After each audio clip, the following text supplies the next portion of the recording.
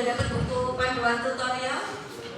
Loh, padahal kan udah mulai minggu ini. Ketuanya siapa ketuanya? Dari dimintain dong 3 kali kemarin Ya Allah, datengin deh. Ya, jadi buku kalau cuma file insya Allah udah jadi lama banget gitu ya. Paling nggak nanti teman-teman kan bisa lihat ininya ya, apa namanya, daftar perkuliahannya terkait dari LOL kuliahnya seperti apa. Nah, nanti teman-teman bisa mempersiapkan diri. Kalau apa namanya, kemarin bisa dapat materi-materi dari kakak asuh sih nggak masalah ya, kayak materi saya ini insya Allah nggak berubah ya ini ya. Jadi saya cari-cari di mana PPT saya ya. Nah, udah ketemu. Nah, ini teman-teman bisa lihat untuk apa namanya tujuan pembelajarannya. Jadi insya Allah ini untuk ekonomi kesehatan ini tidak begitu dalam ya. Nanti kalau misalkan memang tertarik pada ekonomi kesehatan bisa mengambil S2 atau S3. Nah, nanti kalau di S1 kita insya Allah cukup yang dasar aja, yang permukaannya aja sebagai gambaran teman-teman semua paling nggak mengenal ketika nanti di lapangan itu tahu arahnya gitu ya. Jadi di sini jelas definisi dari ekonomi kesehatan, kemudian nanti menjelaskan tentang need, want, and demand gitu ya, demand dan supply, kemudian terkait dari layanan kesehatan sendiri itu pembiayaannya memiliki karakteristik tertentu, kemudian biaya, penerimaan sama keuntungan, dan juga nanti tahu tentang efisiensi dan juga keadilan serta evaluasi ekonomi kesehatan. Nah, ada di sini yang dari ilmu selain eksak, dari ilmu sosial dulu waktu SMA, ada nggak di kelas ini? Bisa nggak sih? Oh nggak bisa ya, soalnya dulu zaman saya itu masuk bisa deh. Jadi non eksak atau yang sosial itu non sosial bisa masuk FK gitu. Dan kebetulan ada gitu ya. Jadi cukup perjuangannya cukup ini ya, keras ya, bisa untuk tembus di apa namanya bidang perkuliahan untuk eksak dari dasarnya sendiri pas SMA itu sosial. Nah kalau dulu waktu SMA tadi dapat ini ya, ilmu sosial di semester kelas 1, 2 itu dapat ya? Nggak langsung penjurusan ya? Langsung penjurusan kelas 1? Oh ya, lebih sudah langsung lebih spesifik ya. Tapi paling nggak tahu ya, insya Allah kehidupan sehari-hari teman-teman semua juga menerapkan prinsip-prinsip ekonomi. Jadi insya Allah punya bayangan sedikit terkait dari definisi ekonomi gitu ya. Mungkin pengen tahu aja sih apa itu definisi ekonomi. Bukan ekonomi kesehatan, ekonomi aja ya. So, tahu kalian apa? Karena kan sehari-hari insya Allah kalau saya lihat anak-anak sekarang tuh dia tuh walaupun mahasiswa sudah punya side job ya insya Allah ya. Banyak kan yang seperti itu ya. Jadi sudah walaupun belum mandiri secara finansial gitu, tapi mereka sudah punya apa namanya pekerjaan di luar sebagai mahasiswa. Rata-rata seperti itu. Berbeda kalau apa namanya anak-anak zaman dulu kan tidak ada kreativitas ke arah itu, jarang atau sedikit sekali. Kalau sekarang kayaknya semakin mudah dan semakin banyak.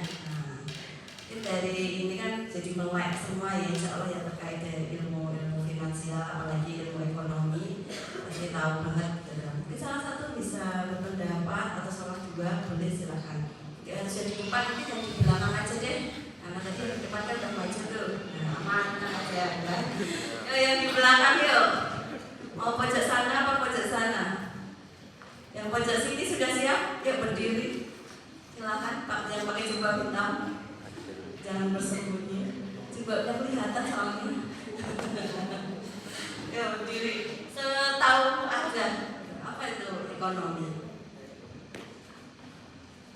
Berdiri dulu aja deh. Bisa atau nggak bisa yang penting berdiri. Apa? Coba.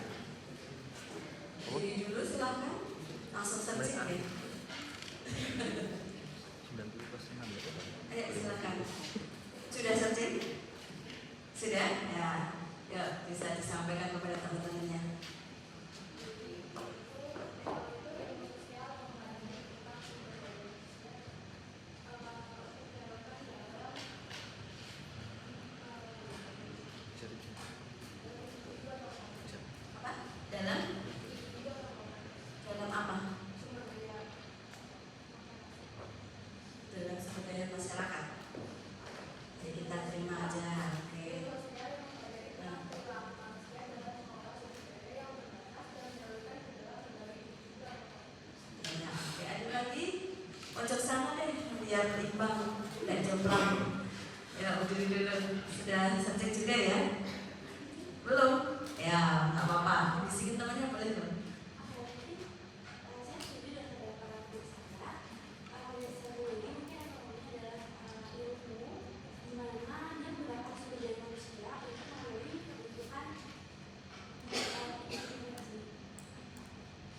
Ya, oke. Ada yang nggak setuju?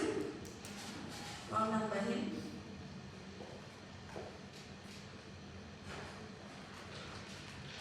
Setuju semua ya? Jadi jelas banget kalau benar udah nyari semua ya di berbagai macam apa namanya internet ya dipakai. Ilmu ekonomi itu apa?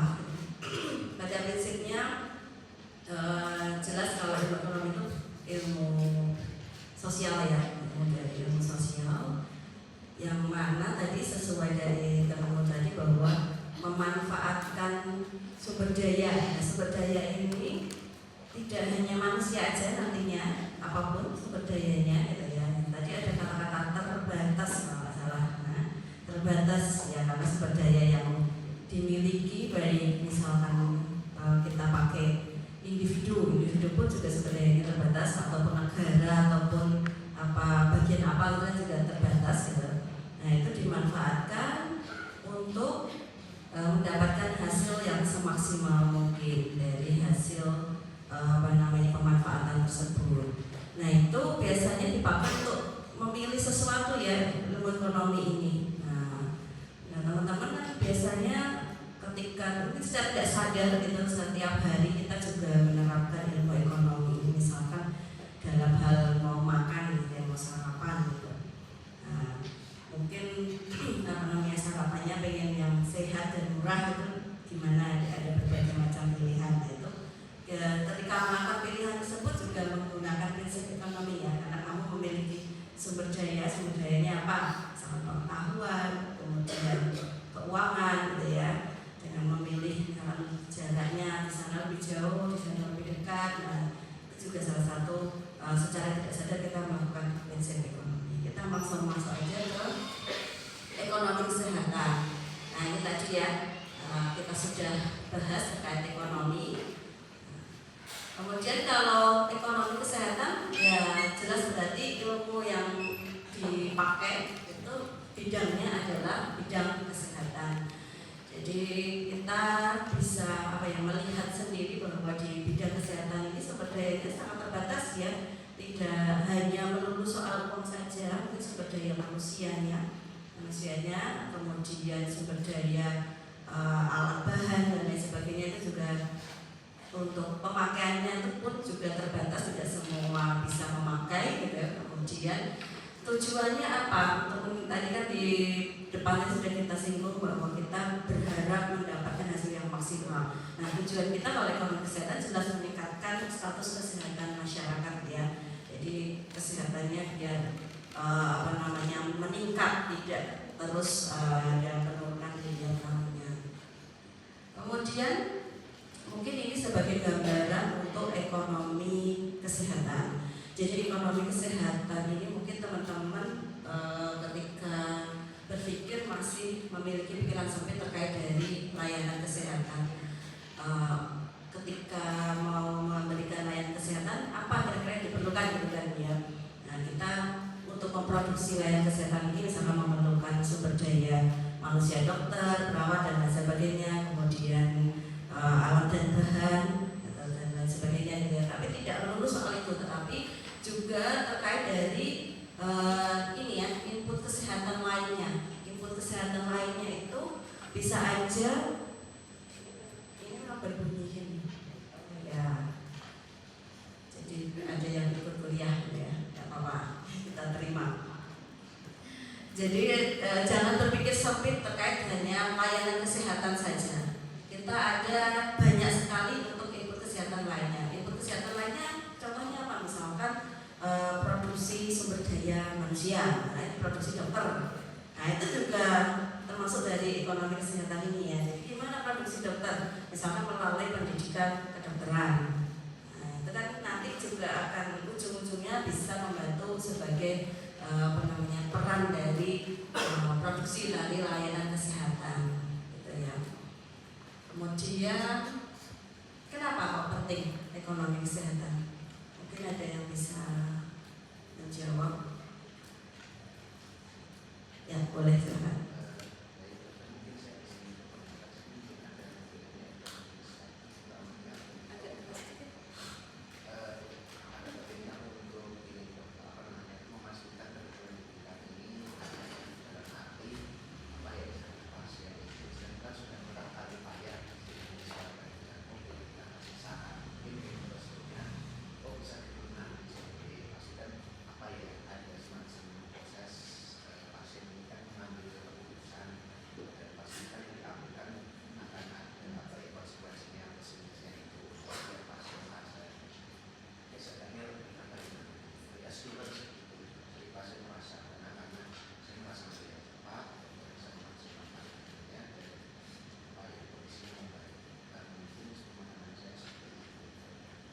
Boleh. Ada lagi yang mau menambahkan? Kalau kita tangkap dari pendapat dari temanmu itu bisa dimasukkan di nomor 1 ya. Jadi kita punya need and want. Jadi kita punya kebutuhan dan keinginan di kesehatan ini, gitu ya. Kita ada butuh sehat juga dan ingin lebih sehat, gitu, seperti itu. Nah itu kita bisa fasilitasi. Kenapa harus makanya kita pertimbangkan bahwa keinginan kita untuk sehat itu kan sebenarnya nggak terbatas ya, pengennya tua itu ya tetap segar, masih bisa jalan tegak gitu ya, nggak bungkuk gitu, atau tidak ada keluhan sedikit pun, pengennya kan seperti itu ya. Keinginan kita nggak terbatas, tetapi kita kan tidak bisa seperti itu gitu ya. Jadi kita harus memakai ilmu ekonomi ketika nantinya saya tua akan memiliki keluhan-keluhan seperti apa, nah, itu akan bisa aja bertolak belakang dengan keinginan kita. Kemudian cost efektif ini nanti pemerintah itu inginnya itu masyarakatnya semuanya terjamin kesehatannya gitu ya, baik yang baru lahir sampai yang sudah lansia, kayaknya semuanya sehat gitu. Nah itu pasti ada hubungannya nanti dengan pembiayaan. Nah pembiayaannya ya kalau bisa ditekan seminimal mungkin ya, jadi tidak terlalu besar untuk pengeluarannya. Jadi ketika itu diperlukan bahwa ini harus kita pertimbangkan untuk biayanya bagaimana gitu. Jadi kita harus menghitung cost efektifnya seperti apa. Kemudian hubungan timbal balik. Jadi kalau teman-teman bisa rasakan bahwa ketika teman-teman sehat itu kan bisa hadir di kuliah, kemudian bisa menghadiri ujian, nilainya jadi bagus gitu ya. Begitu juga dalam ekonomi ketika sehat itu biasanya pendapatannya bisa ikut meningkat karena dia bisa bekerja, dan juga sebaliknya ketika bisa bekerja pendapatannya meningkat, kemudian dia bisa memilih gitu ya, misalnya makan yang sehat atau memilih dan menggunakan peralatan-peralatan yang bagus sehingga meningkatkan dari status kesehatan tersebut. Dan kemudian yang terakhir adalah keadilan. Jadi dengan adanya ilmu ekonomi ini kita, misalkan teman-teman nanti sebagai stakeholder, sebagai pemerintah gitu ya, bisa membuat keputusan yang mempertimbangkan gitu ya prinsip-prinsip ekonomi sehingga mewujudkan dari keadilan ketika memberikan sebuah keputusan pada daerah-daerah tertentu yang pada prinsipnya bahwa keadilan itu tidak harus sama, tapi memang apa yang dibutuhkan pada daerah tersebut terpenuhi, berbeda dengan kebutuhan di daerah yang lain. Kemudian untuk apa? Sama, tadi bisa kembali ke tujuan awal bahwa tujuan kita adalah meningkatkan status kesehatan masyarakat. Bagaimana metodenya? Ada banyak sekali metodenya. Mungkin nanti kita nggak sampai ke detail metode karena itu mungkin sudah terlalu dalam. Jadi nanti mungkin kita masih di permukaan aja. Metodenya ada banyak ya. Ada ekonomi distributif itu dengan penalaran ekonomi. Nah itu mungkin yang akan kita lakukan sehari-hari itu penalaran ekonomi. Misalkan saya mau pemeriksaan laboratorium ketika sekarang saya punya JKN BPJS, saya bisa pakai itu apa enggak ya? Itu dengan metode-metode penalaran ekonomi. Kemudian Kemudian bisa juga dengan analisis lebih lanjut, misalkan dengan ekonometrika. Nanti ini analisis yang sudah lebih dalam, karena di ekonometrika ini nanti teman-teman ketika melakukan analisis ini bisa memperkirakan perilaku dari pengguna kesehatan ini, trennya ke depan seperti apa. Jadi sangat menarik sekali ketika nanti tren penyakit berapa tahun ke depan itu akan menghabiskan dana berapa, atau akan membutuhkan sumber daya apa aja, dan itu bisa diperhitungkan dengan metode ekonomi, dengan ekonometrika. Kemudian kita singgung dari kebutuhan maupun keinginan. Tadi kan kita di awal tadi seperti yang namanya tadi diinformasikan, berpendapat bahwa keinginan dan kebutuhan itu kira-kira sama atau beda? Sama atau beda? Beda ya. Kalau di sini jelas beda ya. Kalau teman-teman bisa lihat di sini, kalau kebutuhan itu kira-kira apa sih kebutuhan? Ada yang mau berpendapat, silahkan. Apa kebutuhan itu? Tidak harus yang di depan, yang di depan aman, tenang aja. Kita kembali ke mana? Ke belakang, yuk.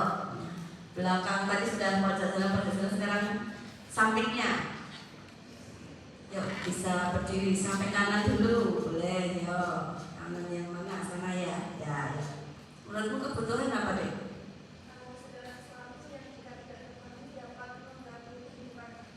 Ya, setuju semuanya? Ya, betul ya.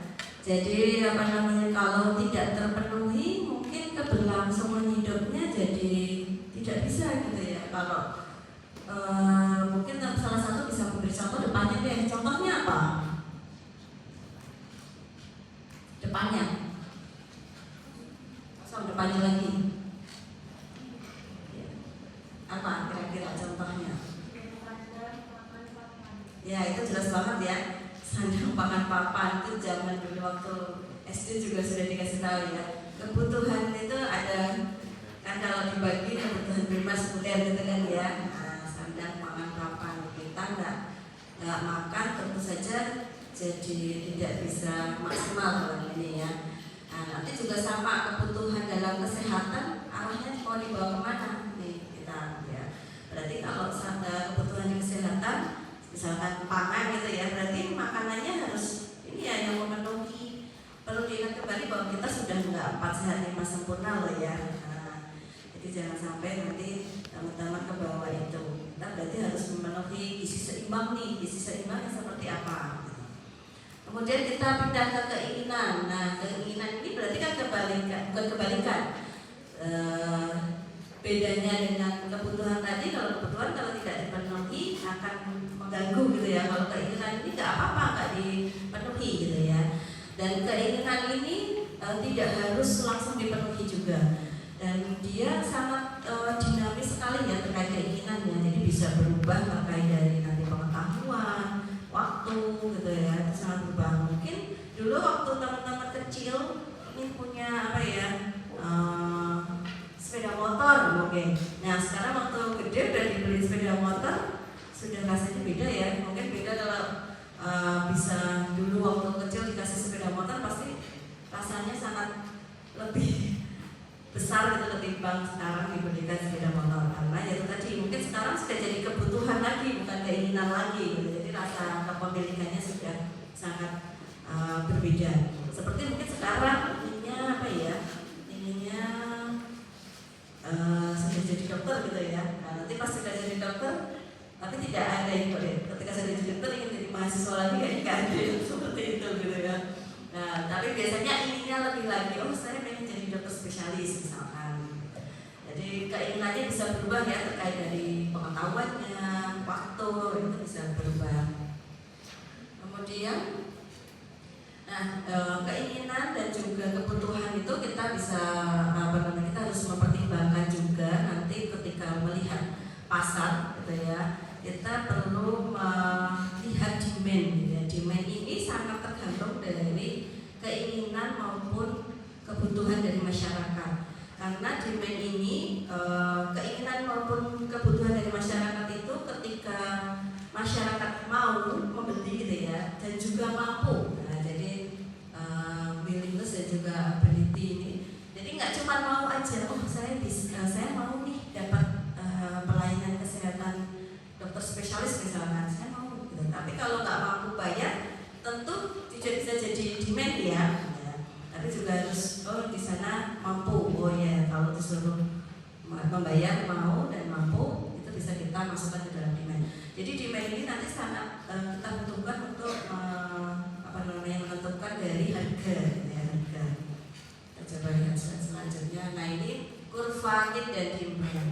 Kalau tadi kan dia itu misalkan harganya mahal, itu tetap sama ya, tidak berubah ya. Jadi harganya murah pun jumlah kebutuhannya tetap sama. Jadi tidak akan terpengaruh harganya. Tapi beda dengan demand. Tapi sesuai dengan saya itu bahwa demand ini sangat mempengaruhi harga sekali gitu ya. Jadi kalau harganya rendah, nah itu biasanya jumlah yang di permintaan pasarnya sangat tinggi gitu ya. Tapi kalau harganya tinggi, biasanya jumlah permintaannya rendah. Jadi kurvanya beda. Kurvanya nggak bagus gini slot gitu kayak misalnya yang ada belok-beloknya. Cuma ini hanya sebagai ilustrasi aja. Kemudian, nah ini contohnya nih, misalkan kita buat kurva demand D1, D aja. Ini sejumlah layanan kesehatan sebanyak N1 dengan harga seharga B1. Kita tarik garis lurus, ini tadi garis lurus ini kan berarti dia kebutuhannya ya. Jadi kebutuhannya ini nggak tergantung dari harganya nih, mau kebutuhannya harganya sedikit gitu ya, itu jumlahnya yang dibutuhkan tetap sama. Mau harganya tinggi, yang dibutuhkan tetap sama jumlahnya. Kemudian kita tarik garis kurva demand, gitu ya. Demand akan terdapat N, gitu ya. Jadi demand ini sebenarnya kita lihat di pasaran, gitu, di pasaran masyarakat itu sebenarnya kebutuhan aslinya itu segini. Jadi ada gap ya, ada gap dari N1 ke N ketika ditarik kurva demand-nya. Jadi dengan harga yang tinggi gitu ya, itu pasti yang terpenuhi kurang dari kebutuhan. Nah itu bisa kita misalkan naik ya, kita lihat dari kurva demand yang N ini itu dipengaruhi oleh tadi seperti yang saya sebut sebelumnya, terkait dari pengetahuan gitu ya, pengetahuan, kemudian waktu gitu ya. Itu dimana sesuatu yang dibutuhkan ini walaupun harganya tinggi tetap dia beli gitu ya. Jadi harganya tinggi itu tetap dia beli karena ini merupakan kebutuhan. Misalkan contohnya nih, kalau dulu waktu istilahnya tuh teman-teman mungkin masih kecil gitu ya, mungkin tidak mempertimbangkan sekarang Indonesia kan tropis nih dengan mendapatkan cahaya matahari banyak. Saya harus memakai perlindungan sunblock misalkan.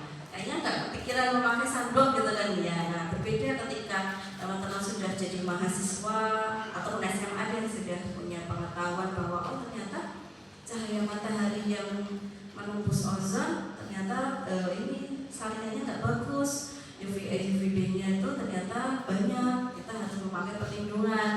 Terus tiba-tiba ibarat itu menjadikan sunblock ini adalah sebuah kebutuhan kalian. Padahal dulu kan tidak menganggap ini sebagai kebutuhan. Karena peningkatan pengetahuan teman-teman bahwa oh ini wajib nih harus memakai nih, karena nanti sebagai pencegahan misalkan ke arah CA kulit dan lain sebagainya. Nah, kalian menjadikan sebuah sunblock ini sebuah kebutuhan. Ada di sini yang pakai sunblock? Insya Allah pakai semua ya. Nah, sekarang nggak cuma cewek kok, cowok juga nggak perlu malu ya. Karena itu kan jadi kebutuhan masing-masing gitu ya. Jadi nggak perlu malu kalau misalkan pakai sunblock. Bahkan sekarang pun formulasi sunblocknya sudah nggak malu-maluin ya, ada berbagai macam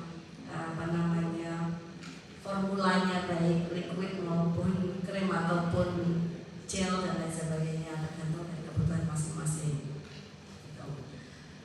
Kemudian, nah dari tadi kita membahas terkait demand. Nah demand ini kan berarti kan harus dipenuhi nih. Nah kita membuat supply. Jadi supply ini terkait dari jumlah barang atau layanan yang mau diberikan kepada konsumen, gitu ya. Nah ini sangat dipengaruhi sekali dari hukum supply dan demand. Jadi hukum supply dan demand ini akan sangat mempengaruhi harga barang. Biasanya kalau demand-nya tinggi, misalkan supply-nya rendah, kira-kira harganya tinggi atau rendah?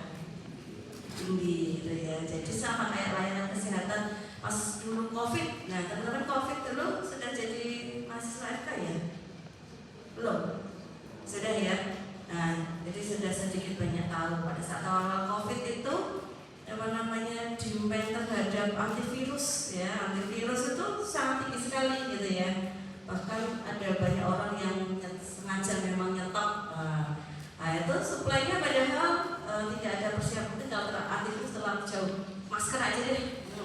Masker itu demand-nya tinggi banget gitu ya, tapi ternyata supply-nya tidak dibarengi dengan supply yang besar juga gitu ya.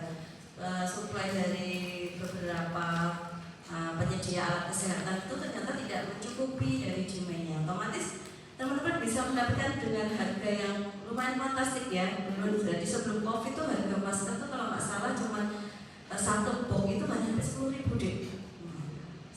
Saat COVID itu bahkan waktu itu tembus satu box itu ratusan ribu, hampir 500 ribu ada, bahkan ada jutaan. Ya, berarti meningkat berapa kali lipat? Itu luar biasa ya. Jadi demand dan supply ini memang perlu diperhitungkan. Jadi nggak cuma masker aja, ada banyak sekali bahkan pas. Jadi kita bisa jadikan contoh nih pada saat kondisi pandemi itu pasti orang-orang tidak siap dengan supply. Mungkin teman-teman yang punya berwirausaha gitu ya, berwirausaha yang kebetulan misalkan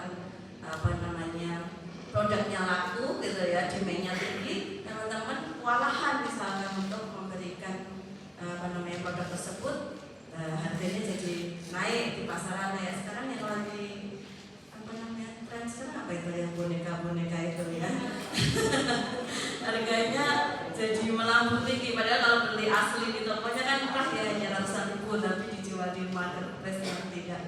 Nah ini harganya bisa sangat naik sekali ya. Jadi itu supply dan demand. Nah untuk layanan kesehatan sendiri tidak bisa disamakan dengan seperti itu gitu ya. Nanti jadi chaos kayak pas pandemi kemarin, teman-teman kan bisa rasakan ya, sungguh sangat khawatir sekali. Mungkin teman-teman yang ada di sini itu sudah terseleksi alam gitu ya. Alhamdulillah masih diberi kehidupan ya sampai di sini. Nah itu sebuah anugerah yang luar biasa, ibaratnya seperti itu yang patut kita syukuri. Tidak ikut terseleksi oleh alam gitu ya dengan adanya kondisi pandemi kemarin. Satu angkatan tidak ada yang gugur karena COVID ya? Tidak ada ya. Kebetulan angkatan saya sudah ada gitu ya. Jadi itu cukup lumayan terkenang gitu kan ya. Belum reuni 20 tahun kok sudah ada yang tidak ada ya karena COVID itu. Nah ini untuk layanan kesehatan tidak bisa dibuat seperti itu, tidak bisa disamakan dengan barang yang misalkan tidak primer atau yang kita inginkan tadi. Jadi ada berbagai karakteristik dari layanan kesehatan. Ini bisa teman-teman lihat semua, dana terkait dengan ketidakpastian, hasil informasi, hambatan masuk, intervensi pemerintah, hubungan prinsipal akhir dan eksternalitas. Kita lihat bahas satu terkait dari ketidakpastian. Nah, tadi ketidakpastian tadi terkait dari permintaan, penggunaan dan juga biayanya. Teman-teman bisa melihat bahwa permintaan pelayanan kesehatan itu kan tidak bisa dipastikan ya. Bisa saja hari ini layanan kesehatan yang diminta itu misalkan 100 pasien, bisa saja besok cuma 50 pasien, atau besoknya lagi ternyata tidak ada pasien, itu bisa aja gitu ya. Jadi tidak bisa dipastikan, oh hari ini yang sakit 5, besok sakit, saya cuma sedia ini aja deh obat anti amantik 5, palingan nanti maksimal cuma 5, ternyata nggak ada yang meminta, itu juga bisa gitu ya. Jadi sangat tidak pasti sekali untuk terkait dari permintaan layanan kesehatan ini.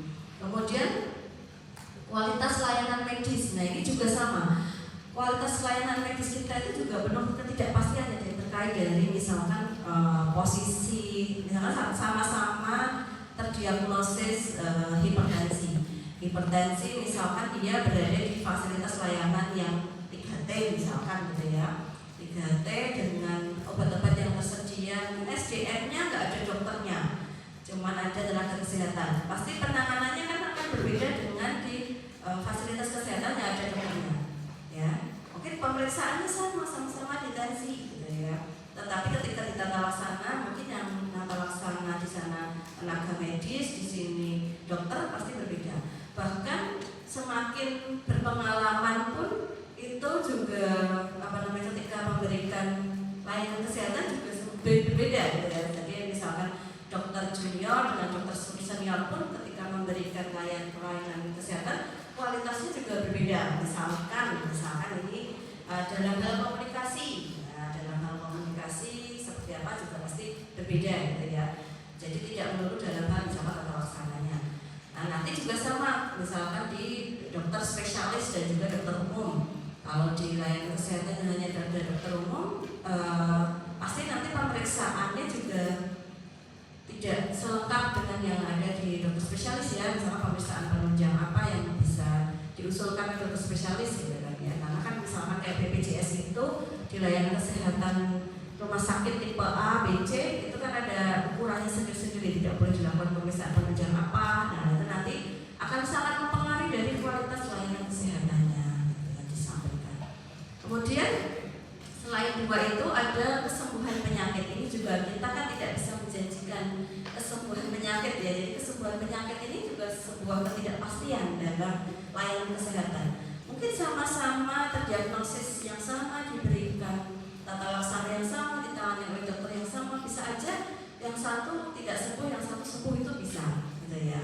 Karena ada berbagai macam faktor yang sangat banyak mempengaruhi ya terkait dengan kesembuhan penyakit, tidak hanya dari dokternya, tata laksananya, tidak cukup hanya itu. Misalkan dari individunya masing-masing itu juga sangat mempengaruhi. Nah, gitu ya. Misalkan yang satu berat badannya berapa, yang satunya berat badannya berapa, itu aja juga sudah sangat berbeda dalam penerimaan terapi. Jadi penuh dengan ketidakpastian. Makanya kita kan ada evidence base ya. Jadi kita bisa melihat atau belajar dari berdasarkan evidence base tersebut. Nah ini terkait dari asymmetric information, di mana bahwa dokter itu berada di memiliki pengetahuan yang lebih pasti ya dengan pasien, ya kan? Jadi otomatis informasi yang dimiliki tidak sama dengan pasien tentunya. Jadi dokter biasanya memiliki pengetahuan lebih besar dan pasien biasanya pengetahuannya lebih kecil. Makanya informasi yang dimiliki tidak sama. Jadi terjadi asymmetric information. Prinsipal ini bisa biasa dokter, kemudian agen ini pasiennya. Nah dari ketidaksamaan pengetahuan misalkan, nah itu biasanya akan menyebabkan ini ya. Jadi keputusan yang salah atau misalkan pemilihan dalam memilih itu tidak yang apa adanya gitu. Misalkan saya contohkan nih, kalau teman-teman misalkan beli mobil baru, ada sales mobil tersebut sama kalian, yang mau beli gitu ya. Nah itu dikasih brosur mobil baru. Kira-kira pengetahuannya sama nggak terkait mobil baru tersebut? Sama nggak? Ada yang jawab beda tadi, coba mungkin bisa kasih tahu alasan kenapa kok berbeda? Kenapa kok berbeda? Coba salah satu boleh berpendapat. Bebas. Kenapa kok bisa berbeda pengetahuannya?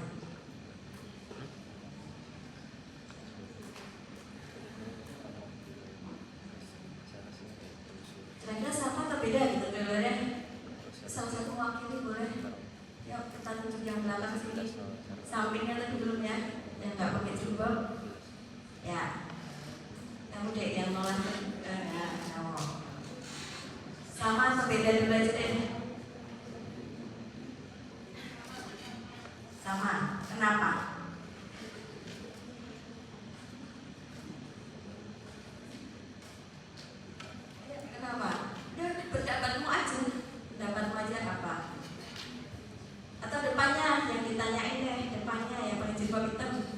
Kamu sama apa beda?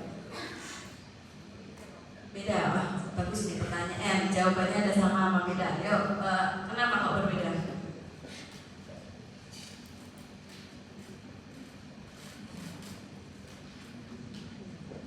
Kenapa dia? Atau depannya lagi? Depannya pakai jempol keren. Apa ya benar ya? Keren apa ya? Apa deh? Kamu sama apa beda dulu? Apa? Beda? Sama? Beda? Kenapa?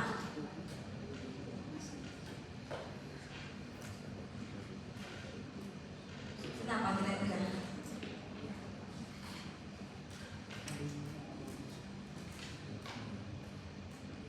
Kenapa deh?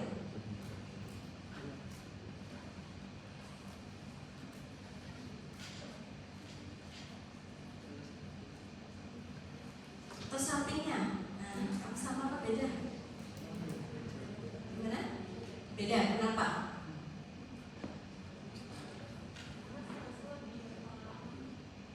Lebih berpengalaman. Tapi mobilnya baru aja keluar, pengalaman dari mana nih?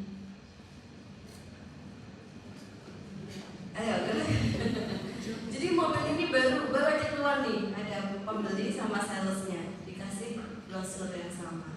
Kira-kira sama nggak pengetahuan terhadap mobil tersebut? Sama nggak?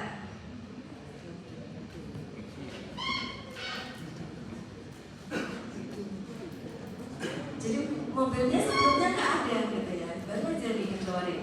Nah, terus informasi misalkan spion gitu ya, spionnya apa namanya warna, ukuran, itu kan ada di brosur semua. Nah, ketika di brosur dikasihkan ke pembeli dan juga salesnya, kira-kira pengetahuan kalau ditanya spionnya sama apa beda? Sama ya. Nah, karena kan ini mobil belum ada informasi sebelumnya, baru aja ini dikeluarkan. Nah, jadi kalau ditanyakan spionnya warna apa? Nah, informasi berdasarkan dari brosur, pembeli bisa membaca di brosurnya, salesnya juga bisa membaca dari brosurnya, gitu kan ya. Sama jawabannya. Tapi beda ketika mobil bekas. Nah, mobil bekas ini kan penjual ini sudah pakai mobil tersebut kemudian mau dijual ke pembeli. Ini ada masalah nih yang ditutupi, misalkan apa ya? Spionnya dipasang lem gitu ya, tapi sangat rapi pemasangannya sehingga nggak tampak. Si penjual ini kalau tidak menginformasikan kepada siapa namanya pembelinya tahu nggak kira-kira? Enggak kan? Nah, jadi kalau tidak tertulis di, misalkan kalau tadi mobil baru semua kan tertulis di brosur. Nah, jadi pengetahuannya sama, tapi kalau mobil bekas misalkan ada ditutupi, nah itu akan ada perbedaan informasi di penjual dan pembeli. Jadi harusnya yang tadi pembeli itu enggak tertarik dengan mobil lamanya, jadi membeli. Nah, ini yang disebut adverse selection ya. Jadi keputusan yang seharusnya tidak dilakukan tersebut dilakukan sama pembelinya karena pembelinya nggak tahu gitu ya. Nah, kayak misalkan kalau sekarang kalau dokter sama pasien mungkin ini deh, pasien itu kan tahunya kalau pakai BPJS itu semuanya gratis gitu ya, semuanya gratis, apa aja gratis gitu. Kemudian pasien merasa bahwa saya kata kalau sakit ini pasti akan ditanggung oleh BPJS misalkan. Dia beli asuransi BPJS tersebut, padahal kan tidak semua sakit misalkan tidak semua bisa ditanggung BPJS ya, misalkan kayak berkaitan kosmetik gitu ya, kosmetik estetika itu kan tidak ditanggung. Nah, tahunya pasien tidak membaca pengetahuan itu tidak dimiliki oleh siapa? Pasien. Jadi pasien mengira itu diklaim di cover juga oleh BPJS, maka beli asuransi BPJS. Jadi jangan sampai terjadi seperti itu gitu ya. Nah, bisa juga dari asymmetric information ini menyebabkan dari moral hazard gitu ya. Jadi moral yang berbahaya. Misalkan nih contohnya kayak tadi pasien tahunya itu di pemeriksaan BPJS semuanya gratis. Jadi mereka datang kondisi sehat, saya mau check up semuanya lengkap. Nah, kira-kira bisa nggak seperti itu? Karena merasa sudah bayar BPJS gitu ya, dan katanya gratis gitu. Padahal seperti itu tidak bisa ya, medical check up pada saat kondisi sehat nggak bisa gitu. Jadi itu bisa aja pasien merasa mau memakai itu dengan cara misalkan membohongi dokternya bahwa oh saya ada keluhan sakit ABCD. Nah itu pasti cross check sama dokternya tidak ada, tapi pasien kekeh jangan mengeluh seperti itu. Kemudian mau nggak mau jadi dilakukan pemeriksaan penunjang sebagai misalkan penapis dari diagnosis yang dipikirkan oleh dokternya. Jadi bisa aja. Itu kalau moral hazard dari pasien. Dokter pun juga bisa melakukan moral hazard gitu ya. Misalnya tadi oh ini pemeriksaan penunjang ini sebenarnya nggak perlu dilakukan, kemudian diusulkan biar mendapatkan tambahan penghasilan dan lain sebagainya. Nah itu hati-hati. Kemudian hambatan masuk. Nah ini mungkin teman-teman kalau mengikuti beritanya tahun ini cukup 2 tahun belakangan ini cukup heboh terkait dengan hambatan masuk ini. Jadi regulasi misalnya dicontohkan dari regulasi pemerintah ya, regulasi pemerintah mungkin teman-teman sudah mendengar berita terkait dari dokter asing misalkan. Ya, sebelumnya kan tidak bisa dokter asing itu untuk berpraktek di Indonesia kecuali gitu ya, kecuali dengan berbagai ujian kesetaraan. Bahkan kita pun juga sama ya, mau berpraktek di luar negeri juga tidak bisa, tetapi kecuali dengan adanya ujian kesetaraan.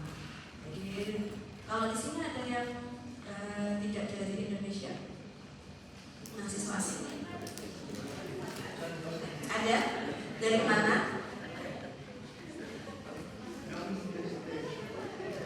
Dari mana? Oh iya. Kalau lulusan kita sebelumnya, jadi karena kelasnya bukan kelas internasional ya, kalau kita kan kelasnya tetap kelas nasional, jadi bahasanya ikut bahasa Indonesia kita. Kalau kakak kelas kalian yang sudah lulus itu dari Vietnam, nah itu mengikuti pendidikan kedokteran di UNS sampai lulus, karena kan sebelum-sebelumnya juga setelah-setelahnya itu juga ada yang dari berbagai macam negara itu ternyata tidak selesai dan akhirnya berpindah. Yaitu yang sampai lulus di Vietnam, alhamdulillah diterima dengan ujian kesetaraan. Jadi cukup dengan banyak uji kompetensi gitu ya. Jadi nanti bisa berpraktek di sana. Nanti kalau teman-teman tertarik gitu ya, misalkan seperti itu silahkan, tidak masalah gitu. Yang penting ya lulus uji kompetensi di sana itu diperbolehkan karena akreditasinya kan masih bagus terus selama ini. Gitu. Berbeda mungkin kalau lulusan akreditasi yang lain itu nanti pertimbangan dari negara tersebut seperti apa saya kurang tahu gitu ya. Nah, yang masuk pun juga sama. Terkait dari regulasi pemerintah ini selain tadi pembatasan dokter asing gitu ya, juga ada terkait dari STR. Nah, teman-teman kan juga paham ya terkait dari STR sekarang. Kalau dulu STR itu kewajibannya kayaknya cuma dokter aja ya, dokter yang harus STR-nya aktif gitu kan ketika mau berpraktek. Perawat tuh bahkan ada yang expired pun tetap bisa masih praktek gitu ya. Praktek itu maksudnya layan di rumah sakit gitu ya, itu tidak hanya membuka praktek pribadi. Dan sekarang melebar ya, hampir semua tenaga kesehatan harus memiliki STR. Bahkan nutrisionis dan lain sebagainya yang dulunya belum ada STR sudah ada STR sekarang. Jadi tenaga kesehatan, makanya nanti yang masuk ke tenaga medis atau itu harus memiliki STR. Dan dengan adanya pemerintah hadir di situ, kalau dulu kan untuk keaktifan STR, aktifan STR itu regulasinya melewati organisasi gitu ya, melewati organisasi dari profesi tersebut. Nah, kalau sekarang kan tidak ya, sekarang alhamdulillah pemerintah hadir di tengah-tengah tersebut memberikan kemudahan pada seluruh tenaga medis untuk dalam pengurusan STR tersebut melalui online. Itu sangat mudah sekali, jadi dijangkau dari Sabang sampai Merauke, mengingat kita itu kan tidak hanya satu lokasi aja, jadi bisa sangat mudah dan bahkan ada deadline-nya ya, maksimal berapa hari sudah jadi. Jadi kita tidak perlu menunggu lama. Kemudian itu dicontohkan lagi, misalkan kita contohkan pajak khusus. Nah, kalau sebelumnya ada wacana bahwa SIP itu hanya satu lokasi aja gitu ya, itu masih jadi wacana sampai sekarang. Kita tunggu aja untuk tahun-tahun berikutnya apakah akan terrealisasi atau tidak. Nah, SIP yang sekarang masih direalisasikan adalah SIP 3 lokasi gitu ya. Nah, adanya hambatan masuk dari SIP ini misalkan dengan pajak khusus itu bahwa dokter itu dikenakan pajak progresif. Jadi ketika ya di sini itu SIP 1 kalian itu mungkin pajaknya masih standar profesi dokter, misalkan 3A itu ya 5% misalkan. Nanti SIP kedua sudah naik 15%. SIP ketiga bisa naik lagi gitu ya. Jadi ada kenaikan dari pajak penghasilannya dari SIP dokter. Nanti misalkan teman-teman mengalami seperti itu memang untuk regulasi sekarang seperti itu. Nah, nanti kita lihat tahun-tahun ke depan wacananya SIP-nya hanya satu lokasi. Kemudian kalau gini, tujuannya apa? Kok dia kayak gitu ya? Tujuannya ya memang membatasi ya, jadi memberikan batasan biar tidak ada istilahnya tuh monopoli dari layanan kesehatan tersebut gitu kan. Tidak ada yang jelas biasanya kalau yang baru itu biasanya inovasinya lebih bagus dan lain sebagainya, bisa memakikan dari layanan kesehatan yang lama misalkan atau produk yang lama. Nah, untuk melindungi itu semua tidak diadakan hambatan masuk ini. Jadi kalau teman-teman melihat di pasaran sama produk A, B, C itu kan sangat dinamis sekali ya, bahkan misalkan produk A saling hantam dengan produk B, misalkan kayak sekarang ya paling mudah itu mie misalkan. Mie itu sekarang yang tren mie apa? Kemarin mie yang udah lama itu sudah bahkan di pasaran pun tidak ada. Nah, di kesehatan nggak bisa seperti itu, gitu ya. Karena kesehatan tidak seperti itu. Jadi makanya diadakan hambatan masuk. Kemudian tadi hubungan prinsipal dan agen. Tadi kan prinsipal dokter, agen pasiennya. Hubungan ini sangat sangat pribadi ya hubungannya ya. Bahkan ketika jadi saya contohkan misalkan teman-teman karena ada ketimpangan informasi, jadi ada asymmetric information ini, teman-teman itu kan tidak bisa mengejar misalkan oh ini pasien A ini ketika diperiksa dokter B diagnosisnya A, kemudian pasien A diperiksa dokter C diagnosisnya jadi B di waktu yang berbeda, bisa nggak berbeda? Bisa ya. Nah, jadi kita nggak bisa menghakimi gitu ya teman kita bahwa oh ini kamu salah diagnosis ini, karena kita kan tahu ya perjalanan penyakit ya. Bahkan nggak cuma hitungan hari ya, hitungan jam aja bisa berubah karakteristik dari penyakitnya tersebut ya. Misalkan mengalami komplikasi itu kan nggak harus menunggu hitungan hari berapa bulan atau berapa minggu, enggak. Bisa aja komplikasi itu bisa muncul dalam hitungan detik ataupun menit.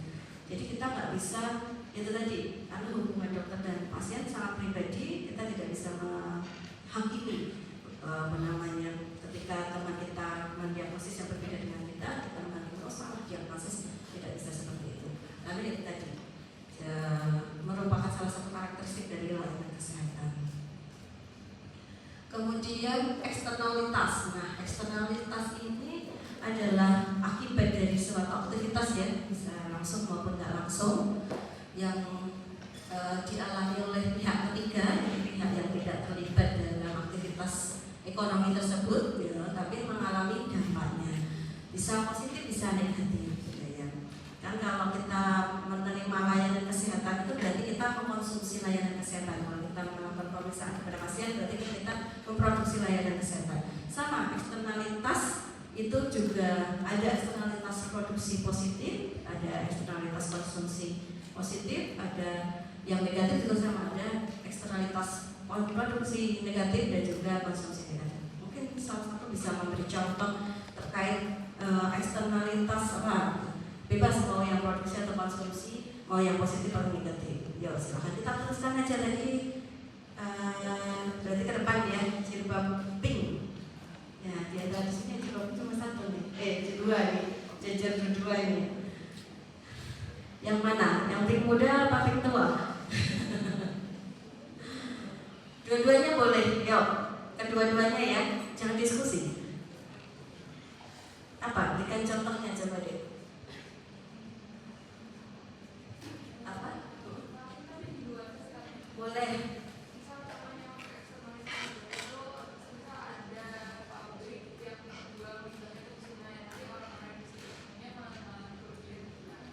Ya, bisa gitu ya. Jadi itu eksternalitas negatif konsumsi atau produksi?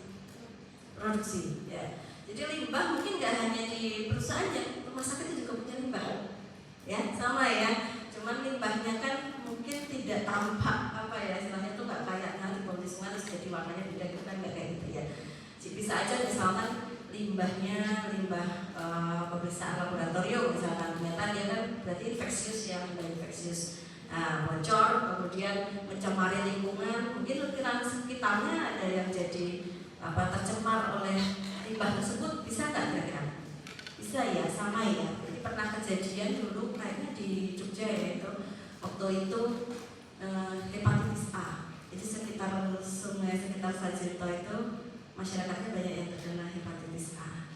Nah itu di waktu itu beritanya santer ditujukan kepada rumah sakit Sarjito. Saya lupa tahun berapa itu. Kemudian aku kan sudah bisa tertangani. Jadi tidak melebar nama-nama beritanya. Sebelahnya biar adil.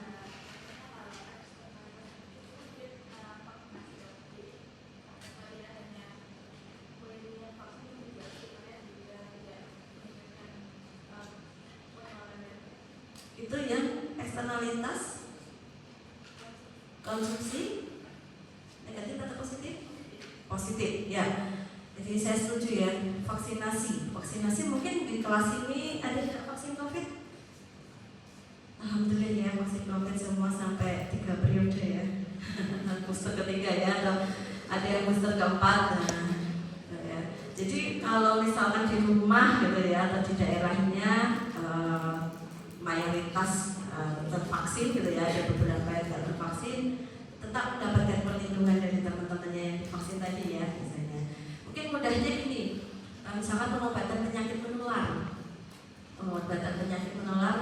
misalkan TB gitu ya, kalau TB kan mudah menular. Nah itu ada obatnya dengan antibiotik yang benar, diberikan terapi, kemudian dia juga menerapkan pencegahan yang benar, otomatis sekitarnya juga tidak akan tertular oleh pasien yang sakit TB tersebut gitu ya. Jadi itu salah satu contoh eksternalitas konsumsi positif. Kalau yang lain masih ada dua ya berarti ya, produksi positif sama produksi negatif yang belum, konsumsi negatif yang belum. Kesana deh, tadi sampai mana deh yang sana deh? Bisa angkat tangan tadi yang sana sampai mana? Oke, berarti depannya. Depannya kosong. Ya agak serong dikit yang cowok ya, yang cewek-cewek soalnya. Ya, apa kamu pilih yang mana nih? Eksternalitas nih.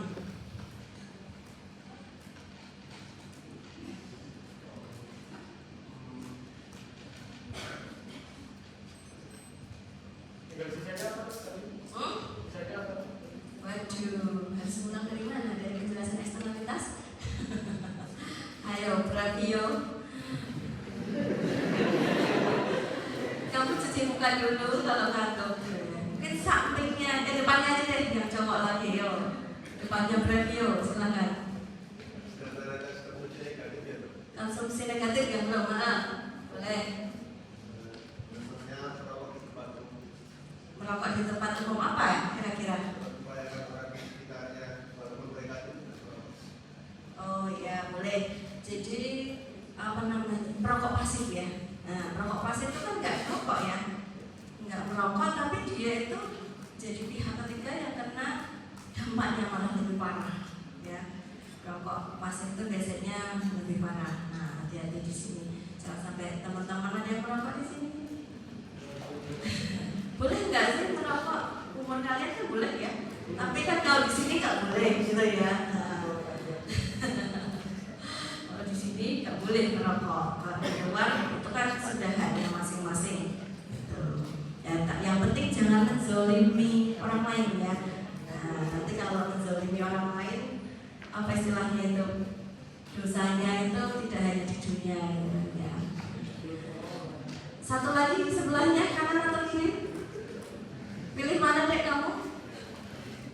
Kanan, oke, yuk. Kamu pilihannya aja loh. Tinggal produksi positif yang belum. Apa nih produksi positif?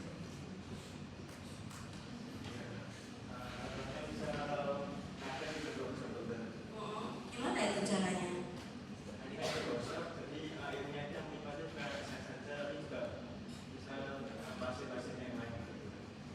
Maksudnya gimana tuh?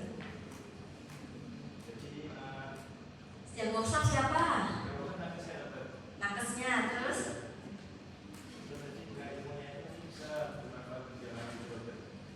Yang lain itu siapa?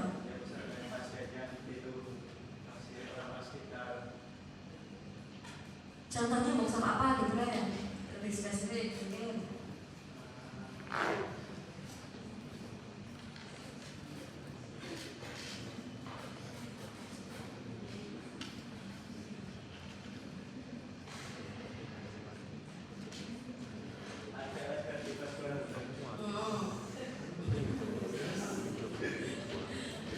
Apa yang dilakukan di workshop tersebut kok sampai pasiennya itu merasakan manfaatnya?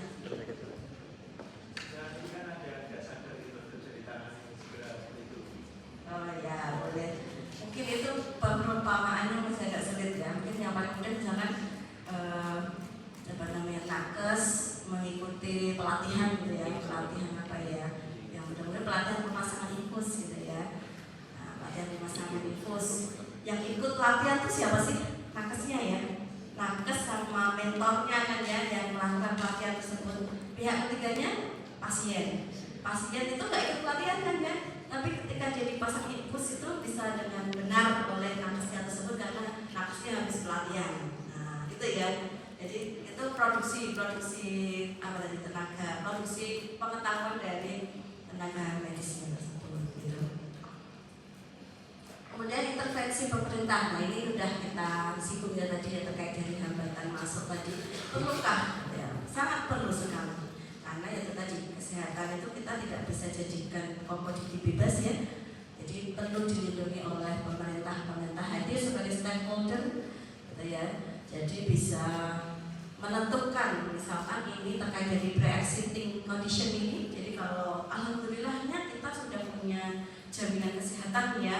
Yang mana itu kita nggak punya loh dek, jaminan kesehatan nasional itu punyanya hanya untuk orang miskin aja, orang miskin yang dikasih jaminan kesehatan. Kayak sekarang mungkin kalau apa ya istilahnya itu bantuan pendidikan itu kan masih untuk yang miskin ya, rata-rata yang sampai jenjang perkuliahan ya, yang S1.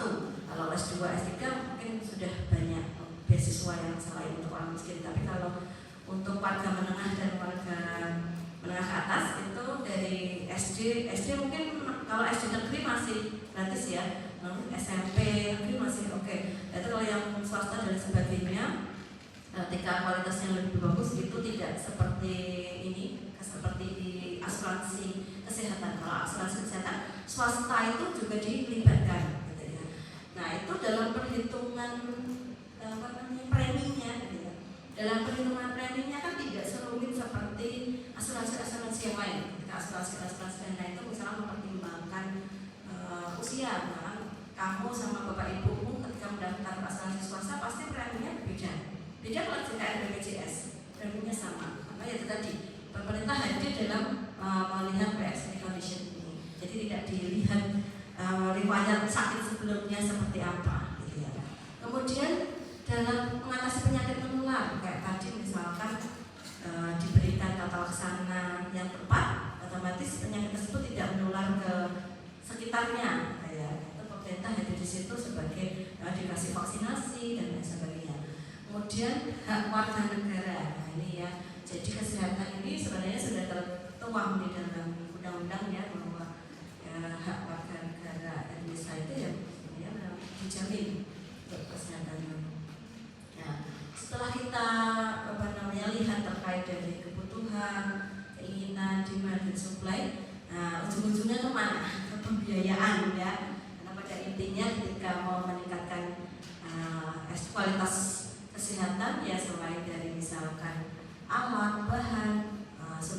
tenaganya. Nah, salah satu yang menyumbang sangat besar yaitu terkait dari pembiayaan. Kita lihat sekilas terkait biaya-biaya. Nah, biaya-biaya ini jelas bahwa kita memberikan nilai uang pada prosesnya, entah tadi di proses produksi, konsumsi maupun distribusinya. Jadi ada berbagai macam biaya, misalnya sendiri ya, ada biaya tetap, variabel, biaya total, terus tetap ini masih ada biaya rata-ratanya, variabel ini juga ada rata-ratanya, total juga ada rata-ratanya. Nah, biaya tetap ini mungkin bisa kita lihat setelahnya. Nah, ini hanya contoh aja untuk ukuran nominalnya. Kita dengan adanya ukuran nominal ini bisa mendefinisikan dari biayanya ya. Jadi fixed cost atau biaya tetap ini teman-teman ketika saya contohkan kesehatan gitu ya, mempunyai fasilitas kesehatan gitu ya, memproduksi layanan kesehatan. Ketika melayani 1 pasien dan 2 pasien atau 3 pasien itu jumlahnya tetap. Ya, contohnya misalkan ketika membuat ruangan itu ya, ruangannya kan pasti di apa namanya itu dikasih bed gitu ya. Nah, bed itu harganya berapa? Mau 1 pasien atau 2 pasien kan bednya ya 1 itu ya, gitu ya. Nanti pakai bergantian.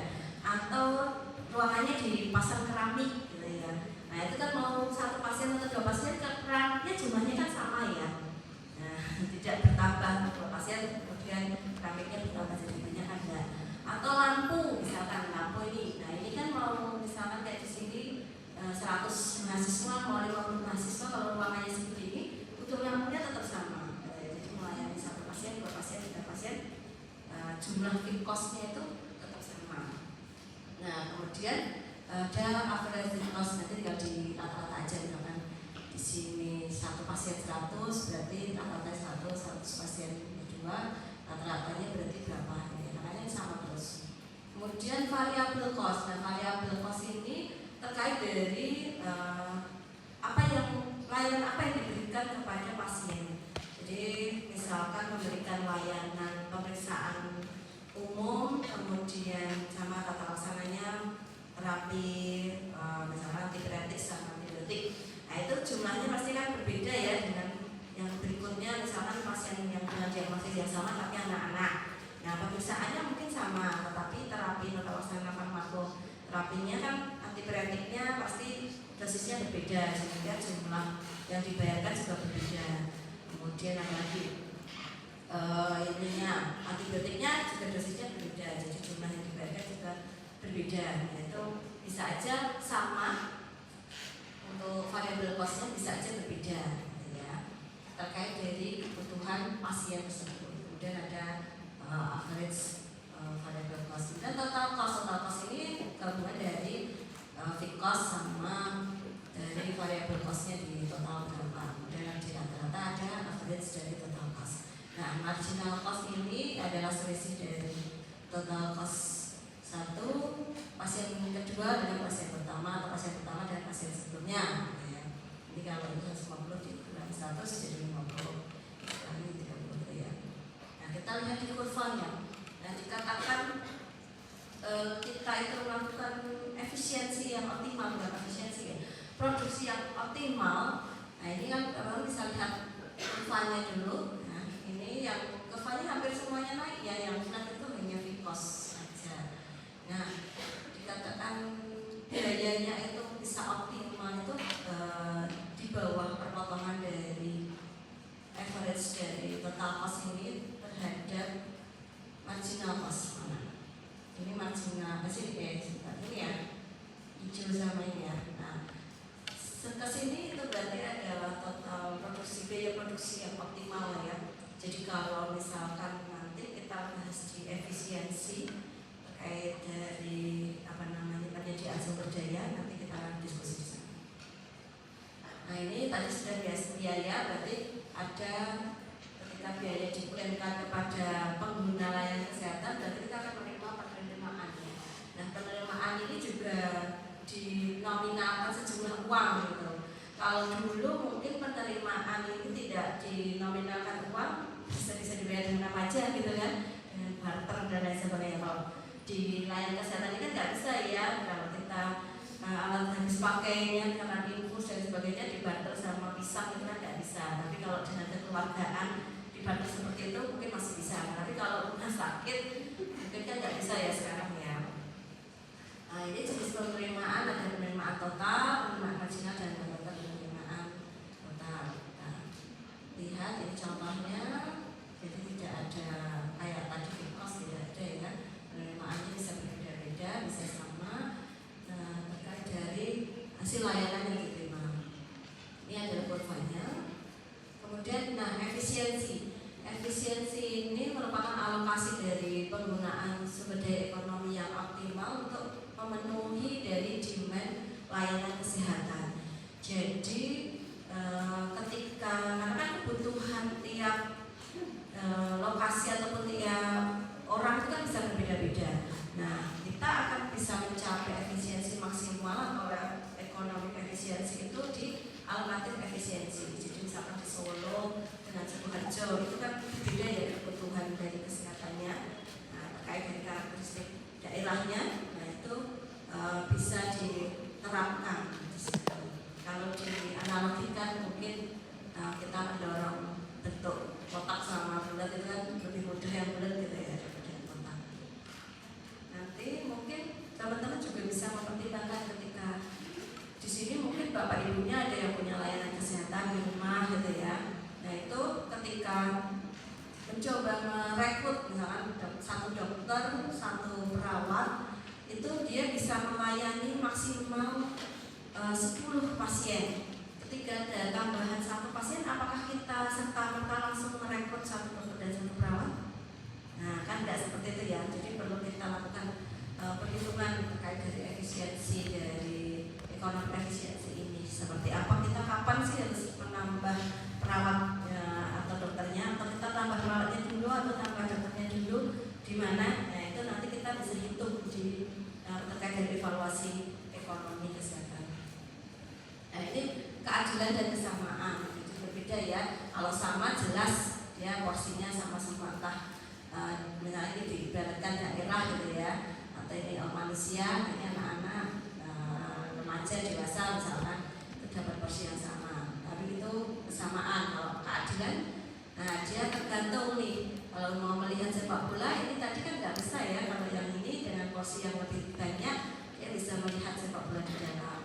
Ini dengan cukup segini atau ini tidak perlu dikasih karena dia sebenarnya sudah bisa lihat. Kalau dikasih dia malah lebihan. Gitu. Nah ini ya, ini materi terakhir kayaknya kita melakukan evaluasi ekonomi dalam kesehatan. Nanti mungkin teman-teman tidak terlalu dalam di bagian ini. Nanti kalau misalkan tertarik boleh silahkan mengambil S2, S3. Jadi ketika nanti teman-teman bekerja di stakeholder gitu ya, siapa tahu di sini adalah calon-calon stakeholder di pusat gitu kan. Nah itu silahkan mendalami ini karena terkait dari keputusan besar teman-teman semua itu akan mempengaruhi kita yang berada di sini gitu kan ya, yang berada di lapangan. Jadi tadi kita sudah bahas terkait dari efisiensi. Nah di sini untuk evaluasi ekonomi ini kita melakukan perbandingan dari tingkat efisiensi terkait dari beberapa intervensi ataupun program kesehatan. Jadi kita nanti bisa tahu apakah kayak tadi misalkan menambah satu dokter, satu perawat dengan 10 pasien itu paling optimal. Jika ada tambahan satu perawat, apakah efisien kita menambah dokter satu atau perawat satu atau perawat dua atau bagaimana gitu ya. Nah itu kita hitung dengan evaluasi ekonomi. Caranya bagaimana? Jenis-jenis evaluasi ekonomi ada CMA, CEA, CUA, CPA gitu ya. Jadi kalau CMA ini atau cost minimization dari analisis ini, jadi yang dinominalkan atau yang diuangkan itu hanya ukuran biayanya. Untuk ukuran efektivitasnya tidak diukur. Mungkin contohnya ini, kita lakukan analisis misalkan sama-sama pasien COVID, pasien ini ya, poin yang beberapa antibiotiknya kan berbeda. Ada beberapa pasien antibiotik, beberapa pasien tipoid. Kita beri beberapa dari pasien tersebut kita kelompokkan dengan antibiotik A misalkan dan sini antibiotik B. Nah itu kira-kira ukuran biayanya dengan tingkat kesembuhannya misalkan, dan itu ukuran biayanya besar yang mana gitu ya. Sama-sama mungkin golongan cefalosporin yang sana yang merek apa, yang sini merek apa gitu. Tetapi ukuran efektivitasnya tidak diukur, ukurannya mungkin hanya diukur sembuh aja gitu ya, kita kasih sembuh, selama sembuh dia masuk, selama nggak sembuh tidak dimasukkan misalkan. Ya sembuh, yang sembuh berapa? Ternyata jumlah biayanya antibiotik A lebih besar daripada antibiotik B. Nah, jika BPJS bisa memutus tuh untuk antibiotik A tidak dipakai lagi karena tidak efektif, itu tidak efisien dalam istilahnya itu dievaluasi ekonomi, tidak efisiensinya tidak efisien, jadi dia bisa memutus. Itu sudah terjadi di sekarang ini. Jadi makanya Fornas itu terus berganti karena ya terus dilakukan evaluasi ekonomi ini. Kemudian untuk CEA nih, nah CEA ini tadi selain ukuran biayanya dihitung rupiah, rupiah gitu, itu ukuran efektivitasnya juga dihitung berdasarkan outputnya, misalkan output tensi. Nah kalau ini untuk ukuran tensi berarti output tensinya harus normal, atau output kasus tuh bisa aja salah sembuh atau penurunan kasus misalkan, atau perbaikan, nah itu diukur seperti itu. Kalau yang atas tadi kan tidak diukur ya, cuma hanya oh ini ada pasien kasih antibiotik, nanti sembuh atau tidak sembuh tidak dilihat, hanya berdasarkan diberi antibiotik apa biayanya berapa besar. Kalau ini diukur oh misalkan program pemerintah TB misalkan, pengobatan TB dulu itu kan masih manual, kalau sekarang dengan TB-dot. Nah kira-kira TB-dot ini efisien nggak biayanya? Karena kan besar sekali ya biayanya ya, karena kan menghadirkan orang untuk mengawasi pengobatan tersebut. Nah ternyata ada penurunan dari kasusnya, penurunan kasus TB-nya cukup lumayan banyak dari penurunan tersebut. Jadi setara nggak kira-kira mengeluarkan biaya nominal itu untuk melakukan apa istilahnya, memberikan program itu. Ketika penurunan kasusnya ternyata jauh lebih banyak, nah bisa aja itu tuh dianggap sebagai suatu yang efisien gitu dengan CEA ini gitu ya. Nah, bisa dijadikan program berikutnya gitu ya. Jadi program .TB ini masih berjalan sampai sekarang ya, karena sudah dilakukan evaluasi ekonomi ternyata efisien gitu ya. Padahal itu biayanya cukup besar. Karena terkait dari TB-nya sendiri sebenarnya kan juga lumayan ya, kasusnya lumayan banyak dan susah sekali untuk penemuan kasus di sebelum tersebut. Kemudian untuk selanjutnya ada CUA. Nah CUA ini lebih detail lagi deh. Kalau tadi mungkin hanya statusnya coba kasus yang turun, sembuh atau nggak sembuh, atau misalkan jadi normal atau terjadi penurunan tensi gitu ya. Kalau ini sudah diukur berdasarkan utility ini contohnya kali dari gitu ya. Kalau contohnya di kasus misalkan tadi misalkan TB-dot gitu ya, TB-dot ini penderita TB ini misalkan kalau hal itu kan quality of life gitu ya.